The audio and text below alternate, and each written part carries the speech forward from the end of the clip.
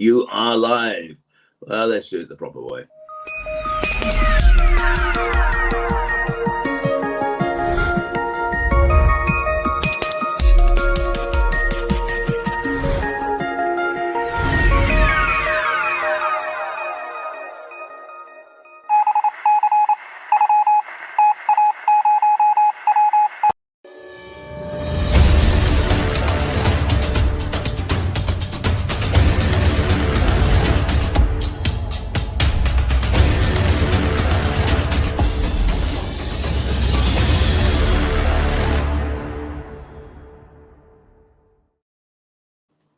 Good morning. It's well,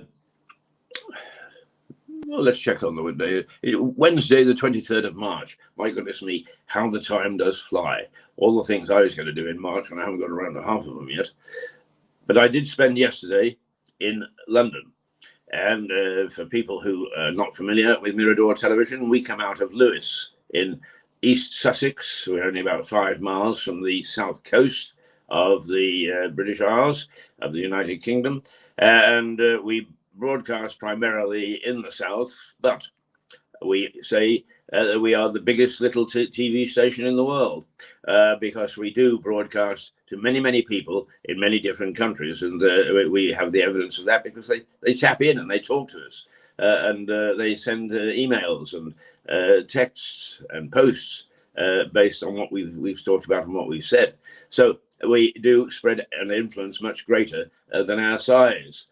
Why did I start to tell you that? I can't remember. But let me tell you this, that the temperature outside is about 17, or it's going to reach 17. It's going to be a cloudless day, very light breeze, and virtually no chance of rain. So what a wonderful, wonderful day it is out there, and go out and enjoy it. But there are people in this world that are not enjoying it because they are having the hell bombed out of them in the Ukraine. And I'm sorry to say that war of attrition, the scorched earth policy is getting worse and worse and worse, particularly as we get reports of the Russian troops being pushed back in some parts of the country. Mr. Putin, President Putin, is determined that he is not going to stand for that. And his plan B has already had some little taster where cinemas and social centers have been hit by rockets, and other places where the Russians claim there were troops hiding. So it is a pretty rough situation out there. All this is having an impact because of energy on our own economy. The cost of living continues to rise. We are in trouble. After 8 or 10 years of relative calm as far as the economy is concerned and prosperity, we might say. We are now facing a tough time, and it doesn't matter which strata of society you're from, whether you're wealthy or whether you're not, it's going to hit your pocket. And that is partly because of war. It's also partly COVID. We spent a lot of money looking after people. We're coming out of it looking as good in terms of the medical fraternity until we now start to add up some of the new cases, and it looks as if it's on the march again. We haven't defeated it at all. This virus is a clever little bugger. He hides and waits and finds ways around. And this is an enemy that we must continue to attack. So the picture is not a good one. It's not a good one at all. One of the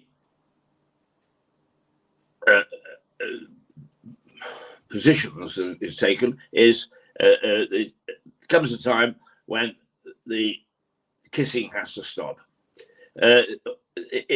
These sanctions aren't really working. They're hurting us more than anybody else. And the fact of the matter is already some countries, I forget what it was that they were breaking it with. I think France and Germany have been two amongst the villains who are already breaking sanctions. And that happens, and it did the last time we used sanctions. Sanctions are of limited use in terms of changing the tide of history, and they're limited use here. Mr. Putin keeps saying, yes, we'll have some nice talks. We'll sit down and we'll talk peace. We'll talk peace. He's the aggressor. And if anybody's going to sort of say, "I'll back off," it should be him, but he's not going to, because that's not his mindset. And those who are close to him or have lived in Russia or worked in Russia know that that's the case. And I have worked in Russia, and I know that not to be the case. He's not going to back down, this man. In fact, the betting amongst my friends is, when is he actually going to step outside Ukraine and actually take on somewhere else? And then what happens? It is a very, very difficult situation. So that's where we stand with the war.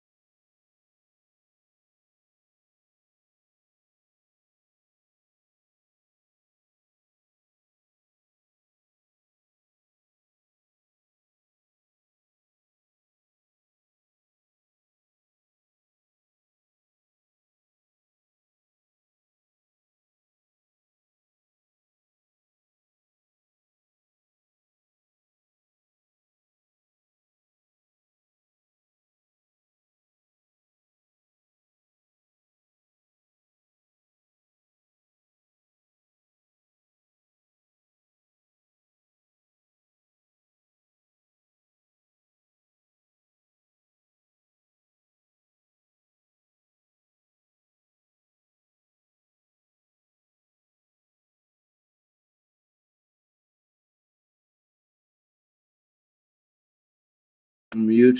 Let's hope that it's now working, because there's nothing like me beating my gums when I'm trying to say something that I consider to be important. Okay, it looks as if it's all right now. Looks as if you may be hearing me, and if not, or more's the pity I look like a fool.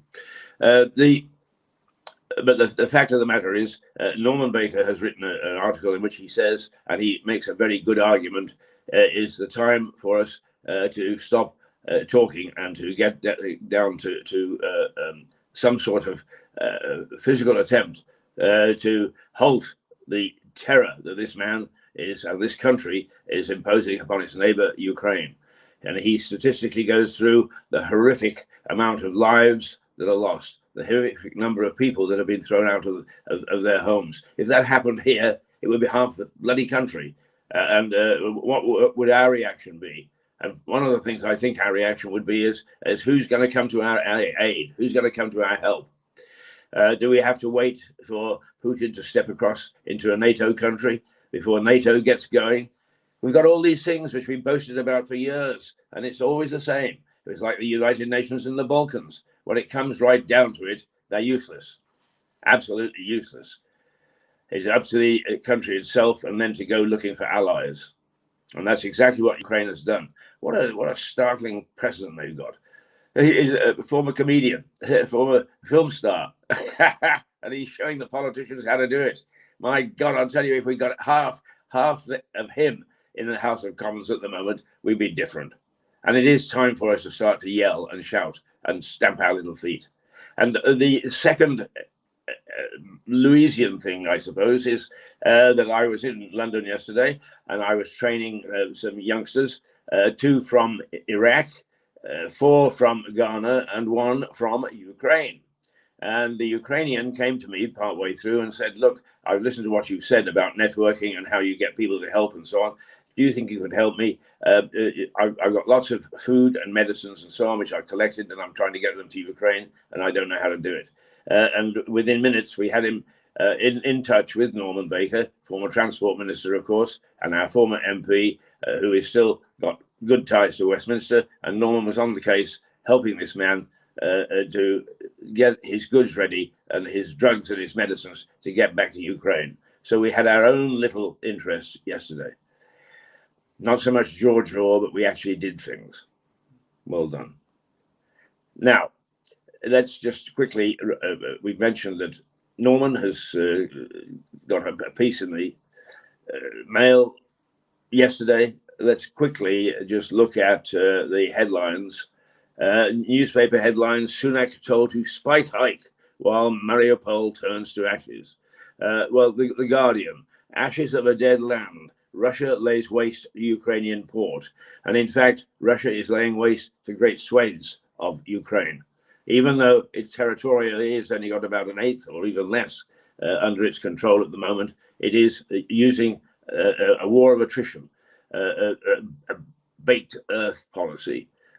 It is making sure that it's burning people to death, and institutions and buildings. It's burning them to death. And its plan B, once the Russian army was stalled by the Ukrainian army, is to use medium to long range missiles and to go and bomb stuff. And if that's his plan B and he carries on with it, then that country is in dreadful trouble unless some of its allies, some of its friends do something about it. It's really quite frightening, really quite frightening. So the Guardian there, landmine danger in Ukraine for decades. And what they're saying is that both sides are laying landmines, one for attack purposes and the other for defense purposes. But nonetheless, they are laying them, thousands of the damn things. And I was in the Balkans immediately after the war of 99. I went there in 2000. And there was still a lot of mine clearing going on there.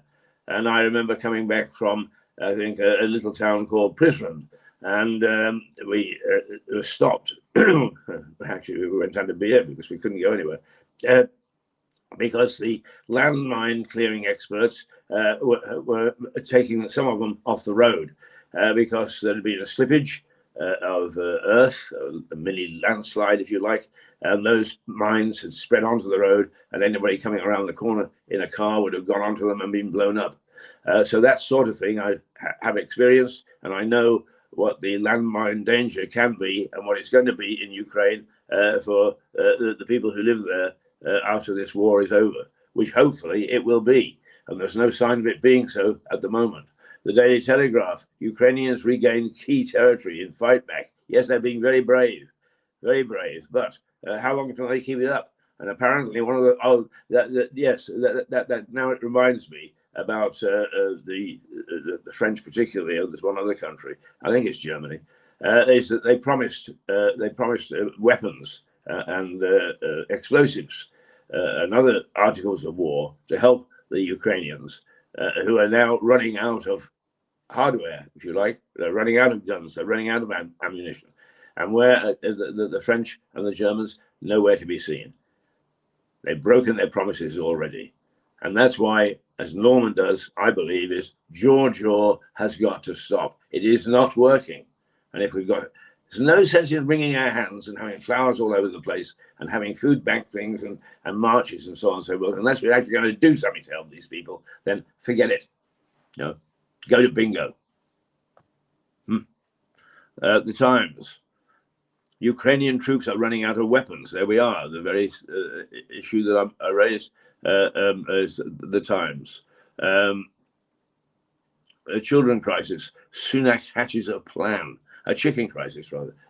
Of course, it's his summer statement today, and he will be addressing the fact that should he do a tax hike? In other words, should national insurance as planned go up? And how much money should he make available to help those not only are vulnerable, but a lot of people in society, because the cost of living is zooming at a rate that nobody expected. In some ways, once again, this is the sort of expectation or lack of understanding of what's going to happen. We shelled out huge amounts of cash in lockdown, thinking that we would then go back to an economy that was healthy and fresh, and that we would make all sorts of money, and we would soon pay it back through hard work and graft. And then we've got a war, and we've got an energy crisis, and all that is creating havoc in the economy. Yes. Pretty awful. But it is important for us to understand that this man is not his own in charge of his own destiny. The things that are happening around the world are forcing us to do things which we would otherwise not want to do and probably not do. So his spring statement about the economy and what he's going to do is going to be controversial. He's damned if he does. He's damned if he doesn't.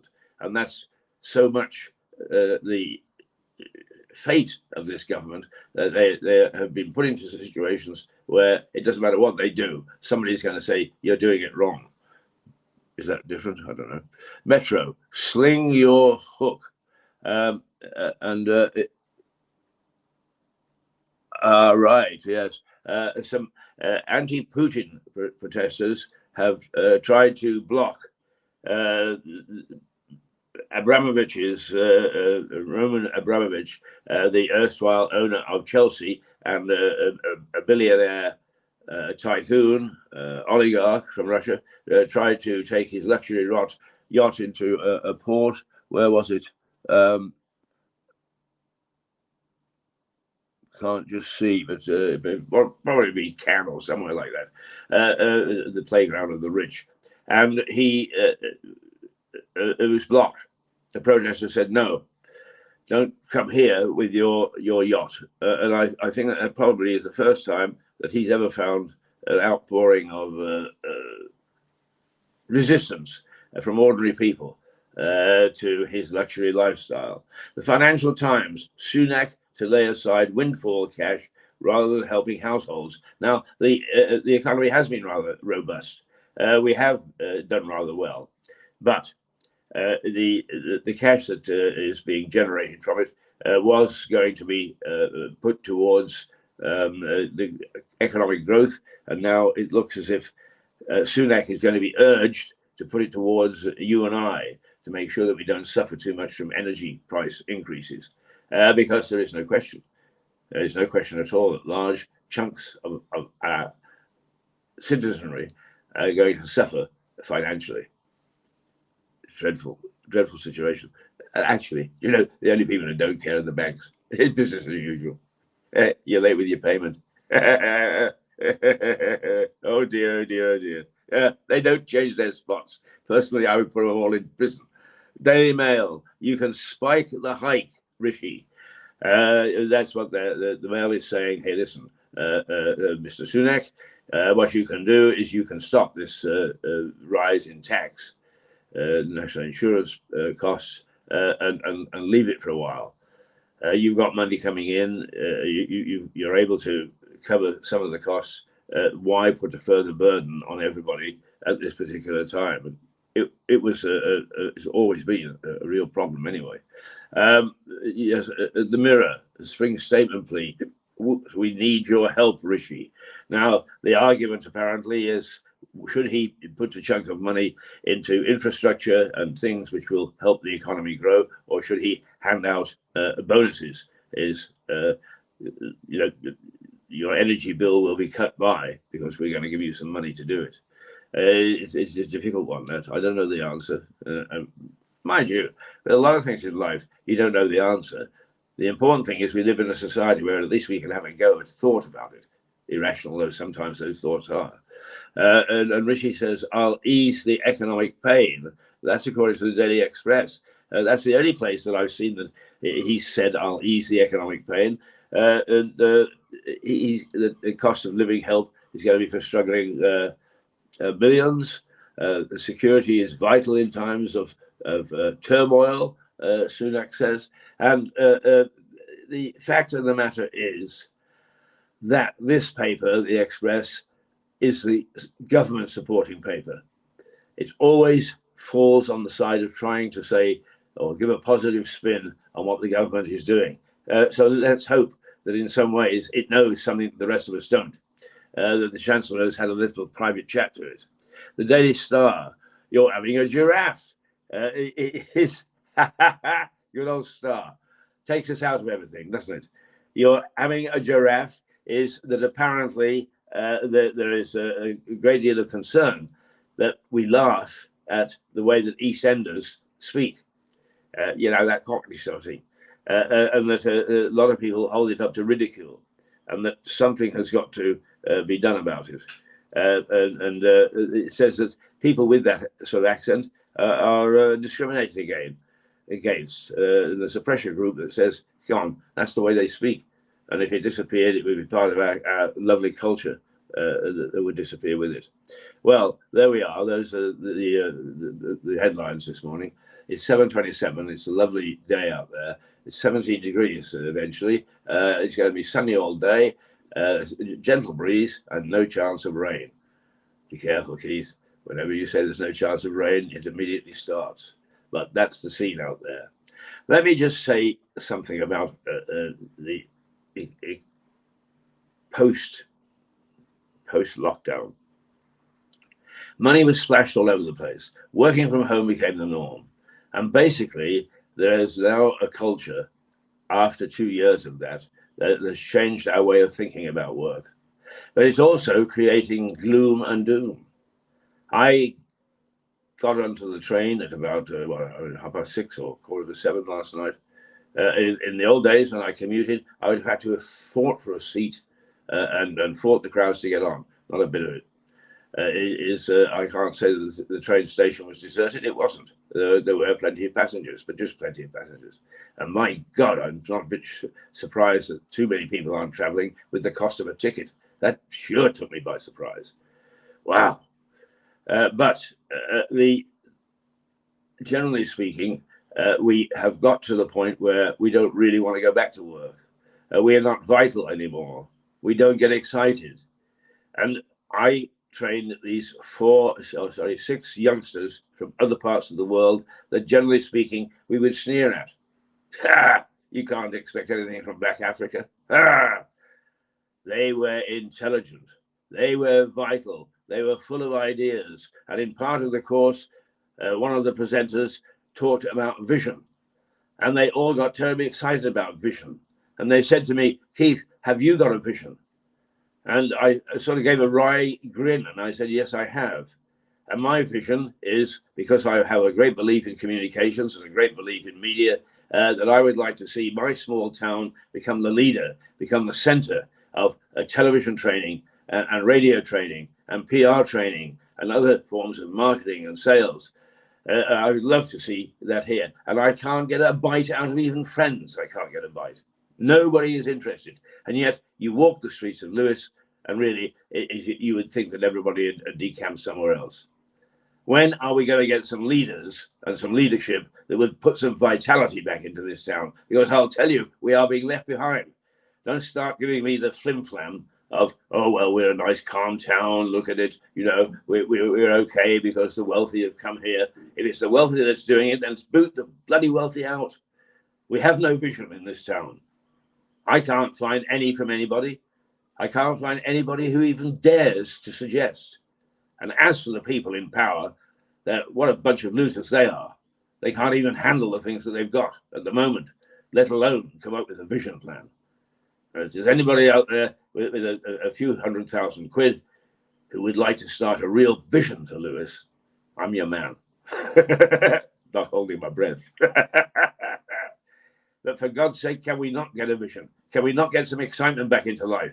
Can we not start to put vibrancy in our day-to-day lives, but also into the country?